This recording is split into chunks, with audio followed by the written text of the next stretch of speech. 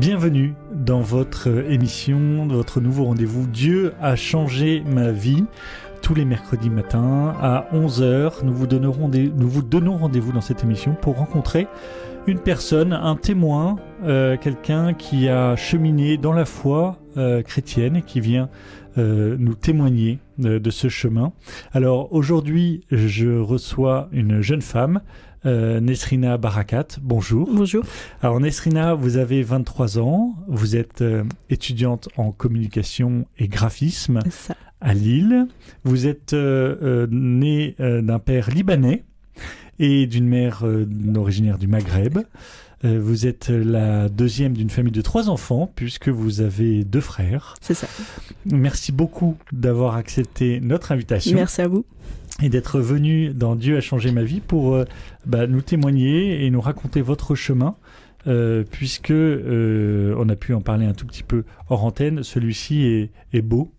Et très intéressant et je suis sûr que nos auditeurs seront très heureux de le découvrir. Alors, Nesrina, vous êtes sur le point d'être baptisée. C'est ça. Vous avez demandé en février dernier à recevoir le baptême et vous serez normalement baptisée en avril prochain. C'est ça. Alors, tout d'abord, félicitations. Merci beaucoup.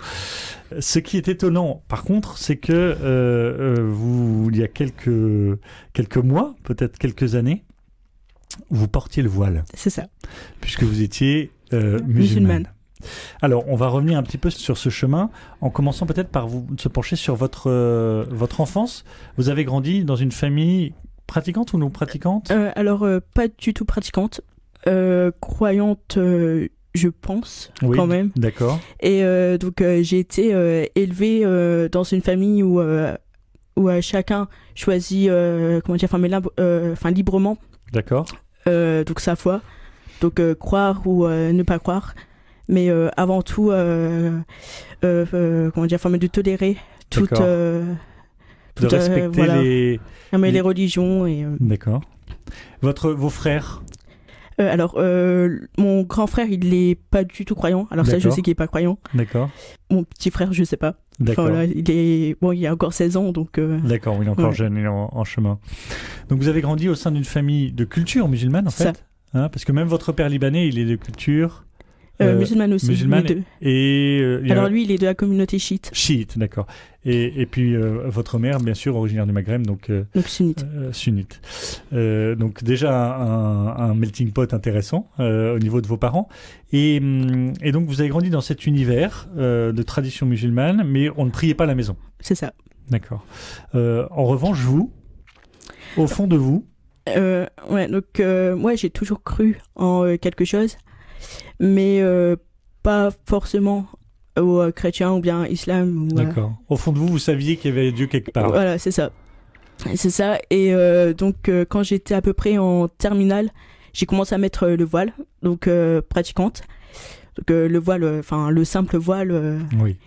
Voilà, qui fait beau, assorti, vos habits, etc. Et qui montre quand même votre appartenance et votre pratique de l'islam. C'est ça. Alors, vous étiez donc, vous êtes devenu à 16 ans, c'est ça, 17 ans ? C'est ça, ouais, 17 ans à peu près. Musulmane, en tout cas, vous avez pratiqué la religion de vos parents. C'est ça. C'est ça. Pendant combien de temps ? À peu près 3-4 ans. D'accord. Et qu'est-ce que ça veut dire être quand vous étiez musulmane ? Qu'est-ce que c'était votre vie spirituelle ? Ça se résumait à faire les 5 prières par jour. D'accord. Le Ramadan. Oui. Pendant le mois du Ramadan. D'accord. Après il y a tout ce qui est l'aumône, etc. D'accord. Donc mais vous n'alliez pas à la mosquée ? Non. C'était une vie. C'était vraiment moi. Personnelle. Ouais. Donc de 18 à 22 ans, vous êtes musulmane, ça se passe bien. Et puis un jour, vous commencez à vous intéresser de plus près au Liban, c'est ça ? C'est ça. Alors, vous y alliez souvent au Liban ? J'y vais pratiquement tous les ans. Dans quel coin ? Donc la capitale, donc Beyrouth. Et parfois les week-ends dans le sud du Liban. Et vous avez développé un attrait fort pour ce pays ? Pour son pays, pour son peuple aussi. Parce que je me suis toujours intéressée aux 18 communautés qui vivent là-bas. C'est ce multiculturalisme qui vous a fasciné ? tout. Ouais. Tout le pays vous a fasciné. Ouais, enfin vraiment, comment dire, enfin mais son histoire. Le côté ancestral de ce peuple aussi, c'est ça. C'est ça, ouais. D'accord. Et alors après, vous revenez un jour du Liban, vous y allez régulièrement, vous connaissez ça, et vous décidez vous êtes intéressé par une communauté libanaise. Les Maronites. Les Maronites, donc ce sont des catholiques. C'est ça, des catholiques syriaques. Donc leur église, alors elle est fondée par le saint Maron. D'accord. D'où le nom maronite. Oui. Au 5e siècle. D'accord. Enfin voilà, qui a vraiment gardé les traditions. Une très vieille communauté chrétienne libanaise. Dieu a changé ma vie. RCF Nord-de-France. Et alors, vous vous intéressez et vous cherchez sur Internet, c'est ça? Comment ça se passe? Donc, sur Facebook, sur Twitter, s'il y avait une communauté donc, de cette branche. Oui. Et donc là, je tombe sur Notre-Dame du Liban à Paris. Une église, donc une communauté qui s'appelle Notre-Dame du Liban à Paris, oui. Et donc, je décide, donc vu que j'étais de passage à Paris pour un stage de mois et demi, je décide de rencontrer son curé. Oui, donc cette communauté. Voilà. Et donc là, vous rencontrez ce prêtre qui s'appelle Père Fedi Elmir. Fedi Elmir, donc de Notre-Dame du Liban à Paris. C'est ça. Et là, alors cette rencontre spécial parce que voilà, c'était un prêtre qui m'a jamais jugé, qui a toujours été très tolérant, ouvert. Oui. D'ailleurs donc pendant le mois de fin de Ramadan, il m'a souhaité. Donc d'accord, il vous a souhaité une bonne fin de Ramadan. C'est ça. Et donc vous avez été touché par ça? Oui, beaucoup.